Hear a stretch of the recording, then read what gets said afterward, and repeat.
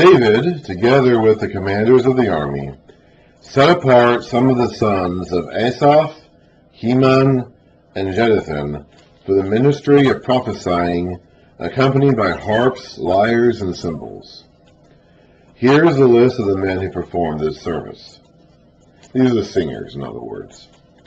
These are the musicians, the instrument players and singers. From the sons of Asaph, Zechar, Joseph, Nethaniah, and Azariah, or whatever. The sons of Asaph were under the supervision of Asaph, who prophesied under the king's supervision. As for Jeduthun, from his sons, Gedaliah, Zeri, Jeshaiah, Shimei, Hashabiah, and Mattathiah, 6 in all, under the supervision of their father Jeduthun, who prophesied using the harp and thanking and praising the Lord.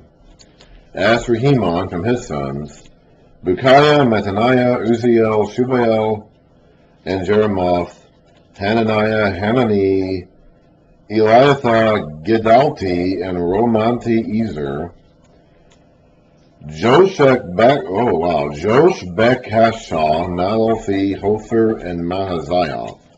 All these were sons of Heman, the king's seer. He had a lot of sons. So he's another seer of the king. We identified Nathan and Gad as his king's seers. These would have been singers. These would have been men whose job was to sing and play instruments in service of the Lord. They were given him through the promises of God to exalt him, or exalt the horn. God gave Heman 14 sons and 3 daughters. All these men were under the supervision of their fathers for the music of the temple of the Lord, the cymbals, lyres, and harps, for the ministry at the house of God. Asaph, Jeduthun, and Heman were under the supervision of the king. So he had the king on top with 3 guys underneath him, and their sons underneath them, along with their relatives. Now this is something new. David is introducing something new here. There was no provision in the law of Moses for this sort of worship system. David is introducing this. In the tabernacle system previously, they didn't have like a dedicated music ministry. So David is introducing something new here as he makes the plans for this temple. They had not done this before. Along with their relatives, all of them trained and skilled in music for the Lord, they number 288. Young and old alike, teacher as well as student, cast lots for their duties. The first lot, which was for Asaph, fell to Joseph, his sons and relatives. The second to Gedaliah, he and his relatives and sons. The third to Zechar. Okay, everything we read from here to the end of this chapter is somebody and his sons and relatives. I'm just going to read the names in order.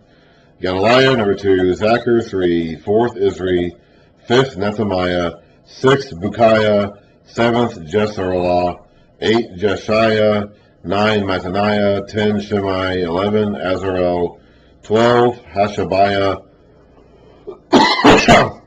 13, Shubael, 14, Mattathiah, 15, Jeremoth, 16, Hananiah, 17, Joshbekashah, 18, Hanani, 19, Malothi, 20, Eliathah, 21, Hother, 22, Gedalti, 23, Mahaziah, 24, Romanti Ezer.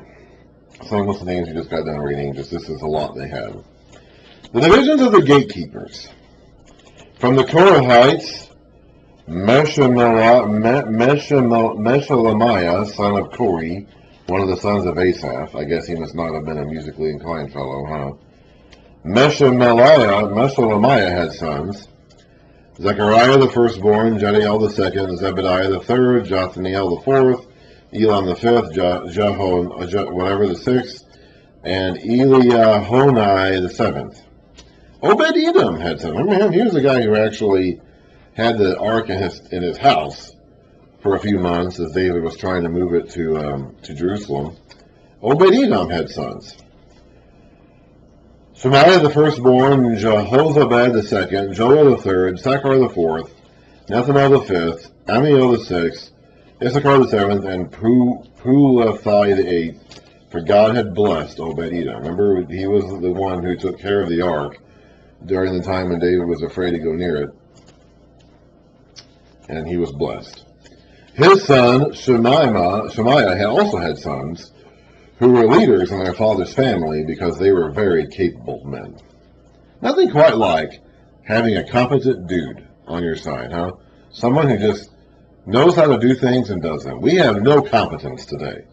We have completely lost any form or shred of capability or competence that we may have once had. And so now we just have a bunch of people who sit around on TV yelling at each other all the time. That's all we know how to do these days. We don't have a capable or competent man anywhere out there. The sons of Shemaiah: Othni, Raphael, Obed, and Elzabad. His relatives, Elihu and Shemachiah, were also able men. All these are descendants of Obed-Edom. They and their sons and their relatives were capable men with the strength to do the work. Descendants of Obed-Edom, 62 in all. Meshelemiah had sons and relatives who were also able men, 18 in all. Hoshai the Merarite had sons: Shimri the firstborn, although he was not the firstborn. Shimri the first, although he was not the firstborn, his father had appointed him first. Hilkiah the second, Tabaliah the third, and Zechariah the fourth. The sons and relatives of Hoshai were 13 in all. The divisions of the gatekeepers, through their chief men, had duties for ministering in the temple of the Lord, just as their relatives had. Lots were cast for each gate, according to their families, young and old alike. The lot for the east gate fell to Shelemiah. That was the entrance. That was the most important gate because it was the entrance. The tabernacle always faced east. The temple would face east as well. Then it fell to Shelemiah. Then lots were cast for his son Zechariah, a wise counselor, and the lot for the north gate fell to him. The lot for the south gate fell to Obed-Edom, and the lot for the storehouse fell to his sons. The lot for the west gate and the Shalaketh gate, that's the waste gate, that's where they took all the refuse and the burned animal hides and the offerings and all that. On the upper road fell to Shupim and Hosah. Guard was alongside of guard. There were 6 Levites a day in the east, 4 a day in the north, 4 a day in the south, and 2 at a time at the storehouse.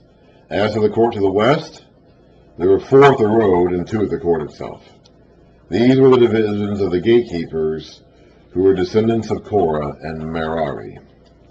Their fellow Levites were in charge of the treasuries of the house of God, and the treasuries of the dedicated things. The descendants of Ladan, who were Gershonites through Ladan, and who were heads of families belonging to Ladan the Gershonite, were Jehalai, the sons of Jehalai, Zethaim and his brother Joel. They were in charge of the treasuries of the temple of the Lord. From the Amramites, the Israelites, the Hebronites, and the Uzzielites, Shubael, the descendant of Gershom, son of Moses, who was the officer in charge of the treasuries. His relatives to Eleazar: Rehabiah his son, Jeshaiah his son, Joram his son, Zikri his son, and Shelomoth his son. Shelomoth and his relatives were in charge of all the treasuries of the things dedicated by King David, by the heads of families, who were the commanders of thousands and commanders of hundreds, and by the other army commanders. Some of the plunder taken in battle they dedicated for the repair of the temple of the Lord. And everything dedicated by Samuel the seer, remember him? And by Saul, son of Kish, Abner, son of Ner, who was Saul's army commander, and Joab, son of Zeruiah, David's commander, and all the other dedicated things were the care of Shelomoth and his relatives. All the things that they had been accumulating now for a couple of generations were going to be put to use in this treasury of the temple of the Lord. From the Israelites, Kenaiah and his sons were assigned duties away from the temple as officials and judges over Israel. From the Hebronites, Hashabiah and his relatives, 1,700 able men, were responsible in Israel, west of the Jordan, for all of the work of the Lord and for the king's service. Remember, the west of the Jordan is the actual promised land. The people who are living east of the Jordan are living in territory that was not originally assigned to Israel. As for the Hebronites, Jeriah was their... So this is all for the west of Israel. This is all for the actual promised land. As for the Hebronites, Jeriah was their chief, according to the genealogical records of their families. In the 40th year of David's reign, to the very end, a search was made in the records, And capable men among the Hebronites were found at Jazer and Gilead. Jeriah had 2,700 relatives who were able men and heads of families, and King David put them in charge of the Reubenites, the Gadites, and the half-tribe of Manasseh for every matter pertaining to God and for the affairs of the king. So at the very end of David's reign, the year 40 of 40, he finally got around to appointing leaders for the people living east of the Jordan.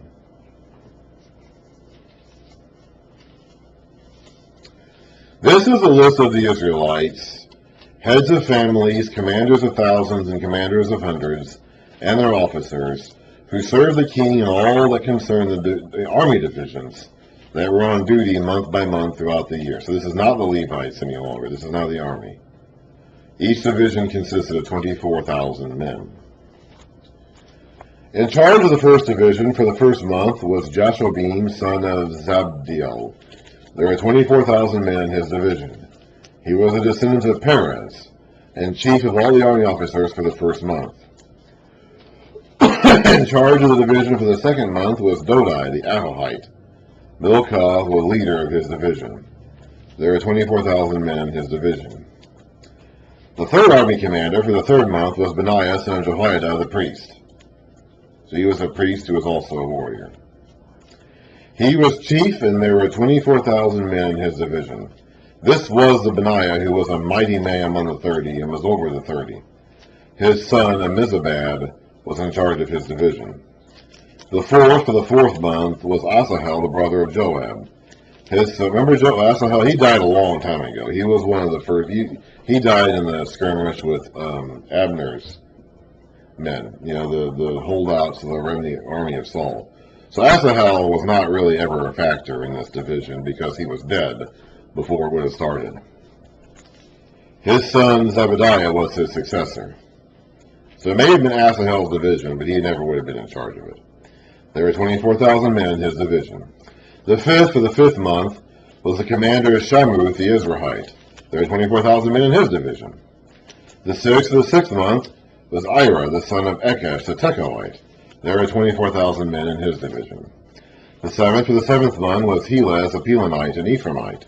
There were 24,000 men, an Ephraimite. There were 24,000 men in his division. The eighth for the eighth month was Sibbecai, the Hushathite, a Zerahite. There were 24,000 men in his division. The ninth for the ninth month was Abiazar, the Anathothite, a Benjamite. There were 24,000 men in his division. The 10th of the 10th month was Maharai, the Netophathite, a Zerahite. There were 24,000 men in his division. The 11th for the 11th month was Benaiah, the Pirathonite, an Ephraimite. There were 24,000 men in his division. The 12th for the 12th month was Hildai, the Netophathite, from the family of Othniel. Remember Othniel? He was the first judge of Israel. There were 24,000 men in his division. The officers over the tribes of Israel. Over the Reubenites, Eleazar, son of Zikri. The Simeonites, Shephatiah, son of Makkah. Over Levi, Hashabiah, son of Kemuel. Over Aaron, Zadok. Over Judah, Elihu, a brother of David. Over Issachar, Omri, son of Michael. Over Zebulun, Ishmael, son of Obadiah. Over Naphtali, Jeremoth, son of Azriel. Over the Ephraimites, Hoshea, son of Azaziah. Over half the tribe of Manasseh, Joel, son of Pedaiah. Over half the tribe of Manasseh. In Gilead, the tribe that's east of the Jordan River, Iddo, son of Zechariah. Over Benjamin, Jasiel, son of Abner. Over Dan, Azarel, son of Jehoram. These are the officers over the tribes of Israel. David did not make the number of the men 20 years old or less, because the Lord had promised to make Israel as numerous as the stars of the sky. Remember, that was a promise way back to Abraham at the very, very beginning.